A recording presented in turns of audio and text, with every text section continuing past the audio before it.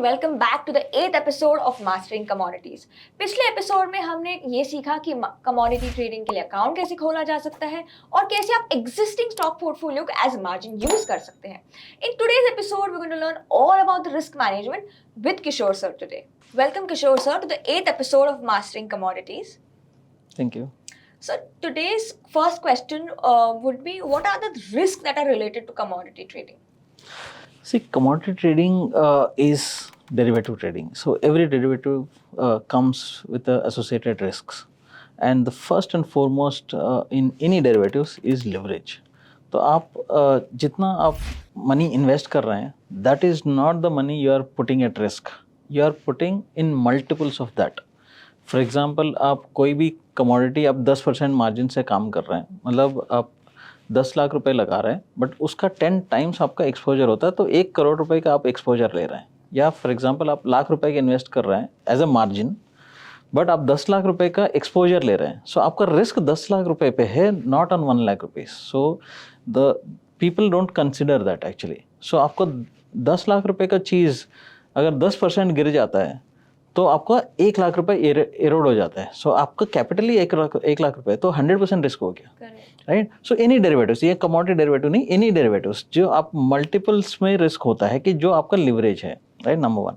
Number 2, commodities में supply chain related risk आते हैं कि फॉर एग्जांपल अभी करंटली अर्जेंटीना में, चिली में कॉपर माइंस में स्ट्राइक चल रहा है। सो उसके वजह से, because these are world's largest copper mines, so copper supply का इशू आ सकता है, तो उसके वजह से कॉपर का प्राइस में ऊपर नीचे हो जाएगा। तो ये आप प्रेडिक्ट नहीं कर सकते हैं। मैं एक फंडामेंटल रिसर्च एनालिस्ट भी होगा तो भी ये प्रेडिक्ट नहीं कर सकते हैं कि बिकॉज कभी कौन सा माइन में स्ट्राइक होगा मालूम नहीं पड़ता है। नंबर 2। नंबर 3, अगर आप एग्रीकल्चरल कमोडिटीज ट्रेड करते हैं तो वेदर रिलेटेड रिस्क आते हैं कि राइट, कभी कहीं पे बारिश हो गया, कहीं पे भी ये हो गया, right. So whether related is unpredictable risk हो जाते हैं। And last but not the least is Jio political tensions. अभी इजराइल ने हमास के ऊपर अटैक किया, रशिया ने यूक्रेन के ऊपर अटैक किया, कहीं और कुछ होगा। सो ऑयल मार्केट्स में हलचल मचेगा, एनर्जी मार्केट्स में हलचल मचेगा, सो एंड गोल्ड मार्केट में भी हलचल मचेगा। सो जियोपॉलिटिकल रिस्क है, ये 4 आपका मेन रिस्क होते हैं कमोडिटी मार्केट्स में। जब भी आपको ट्रेड करना है ये ध्यान रखना चाहिए। तो सर बेसिकली अगर दुनिया में कुछ भी हो रहा है, अगर कुछ भी चेंज होता है, तो इट इज डायरेक्टली और indirectly proportional to whatever happens. Yes, because commodity sir global level पे होता है। कमोडिटीज आपका इंडिया लेवल पे नहीं होता है। आप गोल्ड हो गया, क्रूड हो गया, कोल हो गया, anything is global. Price India related नहीं है। गोल्ड का प्राइस, जैसा हम लोग आई थिंक पहले एपिसोड में बात किया था, गोल्ड का प्राइस दुनिया में सब जगह एक ही होता है कि आप करेंसी एंड टैक्सेशन का एडजस्ट कर देंगे तो। So it's global commodities and risk are global. So sir इसको कंट्रोल कैसे करेंगे? सी, कंट्रोल करने के लिए फर्स्ट थिंग आपको ये ध्यान रखना है कि मैं एक्सपोजर पे मैं कितना रिस्क लूँ। वो एक आप रूल बना के रखना चाहिए कि मैं अगर 10 लाख रुपए के एक्सपोजर ले रहा हूँ और मेरा कैपिटल पे मैं 10% रिस्क में डालना चाहता हूँ, राइट। सो मैं लाख रुपए का मेरा इन्वेस्टमेंट है, मैं 10% 10,000 रुपये रिस्क, ये ट्रेड पे मैं 10,000 के ऊपर रिस्क नहीं लूँगा। अगर जो भी मेरा ट्रेडिंग सिस्टम है या मेरा ब्रोकर मुझे सलाह दे रहा है, मेरा एडवाइज़र सलाह दे रहा है, तो उसका स्टॉप लॉस जो भी होगा वो 10,000 के अंदर होना चाहिए, राइट। सो आप ये हो सकता है कि मैं एक ट्रेड पे 5% करूँगा, 2% करूँगा, 10% करूँगा, अपना अपना रिस्क एबिलिटी के हिसाब से, बट एक रूल बना के रखना चाहिए। एक डिसिप्लिन बहुत ही ज़रूरी है, एंड वो उस डिसिप्लिन को कायम रखने के लिए आपका जो स्टॉप लॉस ऑर्डर्स है वो इतना अहम हो जाता है कि आप दिमाग में स्टॉप लॉस नहीं रखना चाहिए, वो एक्चुअली सिस्टम में होना चाहिए, राइट।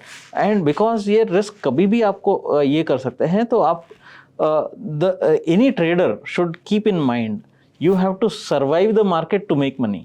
एक ही ट्रेड में आप पूरा कैपिटल गवा देंगे तो अगले दिन के लिए आप नहीं बचे हैं, मार्केट बचा हुआ है। So you have to survive first, second you have to make money. The first is survival. So risk आपको इतना अहम है कि आपका एक रूल बुक होना चाहिए कि मैं ट्रेड कर रहा हूं तो मेरा ये रिस्क है, ये प्रॉफिट है, मैं इसको स्टिक करूंगा। I think that is very important. Yeah. So, sir, since you've been expert at commodities, so according to you, what are the 3 common mistakes any person does while trading?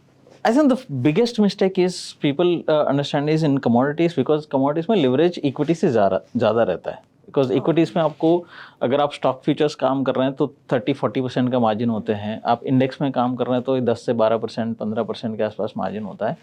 Commodities में 5% से लेके 30% तक margin होता है. सो कोई commodities में 5 से 8% का भी मार्जिन होता है. सो आपका लिवरेज बढ़ जाता है. तो वो एक ध्यान रखना है. सो वो normally people don't miscalculate this leverage. That is a common mistake. Second is they don't do research.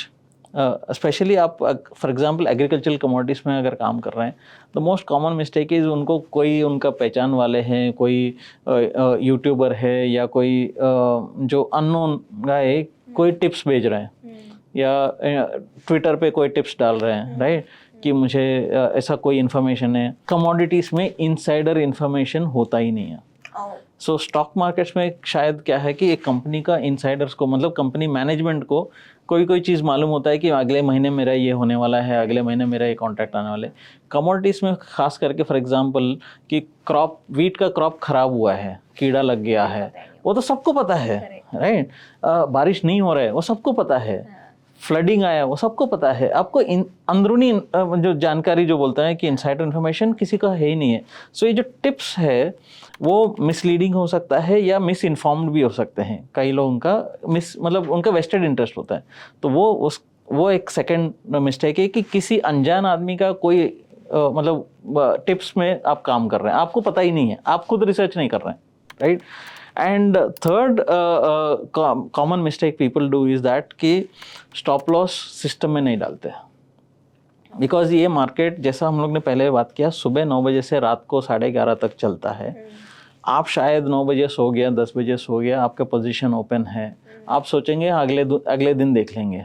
तो उसके बाद दुनिया में कहीं पे भी कुछ भी हुआ, कहीं बम फट गया, कहीं कुछ हो गया, तो आपका पोजीशन मतलब आपके जो कैपिटल है वो कंप्लीटली एरोड हो सकता है. तो आप स्टॉप लॉस सिस्टम में डालना बहुत ही ज़रूरी है. तो लोग क्या सोचते हैं कि हाँ मेरा स्टॉप लॉस है, मैं काट दूंगा उसको, बट वो इमोशनल वैल्यू जो है उस टाइम पे जब भी काटने का समय आ गया वो इमोशनली कैरिड अवे हो जाता है, वो एक्चुअली होता नहीं है. सो सिस्टम में स्टॉप लॉस होना बहुत ही ज़रूरी है. तो आज हमने 3 इंपॉर्टेंट चीजें सीखी हैं. नंबर 1 लेवरेज का सही इस्तेमाल करना बहुत जरूरी है. नंबर 2 स्टॉप लॉस सिर्फ दिमाग में नहीं सिस्टम में डालना जरूरी है.